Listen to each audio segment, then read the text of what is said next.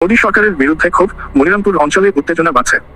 Visual, Monirampur অঞ্চলের ছবি, মানুষজনের সাম্প্রতিক আন্দোলনের ফুটেজ। ন্যারেটর, ভারতের প্রধানমন্ত্রী নরেন্দ্র মোদীর সরকারের বিরুদ্ধে মনিরামপুর অঞ্চলে ক্রমেই উত্তেজনা বেড়ে চলছে। সরকার যে সমস্যাগুলো সমাধানের দাবি করছে সেগুলো বাস্তবায়িত না হওয়ায় স্থানীয় বাসিন্দাদের মধ্যে ক্ষোভের সৃষ্টি হয়েছে।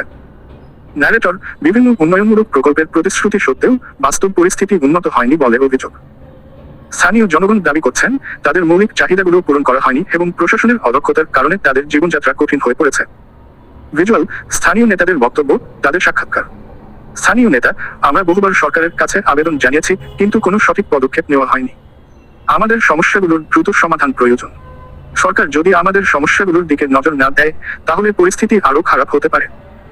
ন্যারেটর, মনিরামপুর অঞ্চলে এই উত্তেজনার কারণ কি এবং মোদী সরকার কি পদক্ষেপ নিতে পারে তা এখন দেখার বিষয়। স্থানীয় জনগণের আশা, সরকার তাদের সমস্যার প্রতি আরও মনোযোগী হবে এবং শান্তি প্রতিষ্ঠা করতে সক্ষম হবে। ন্যারেটর, আরও আপডেট পেতে আমাদের চ্যানেল সাবস্ক্রাইব করুন। আপনার মতামত জানাতে ভুলবেন না।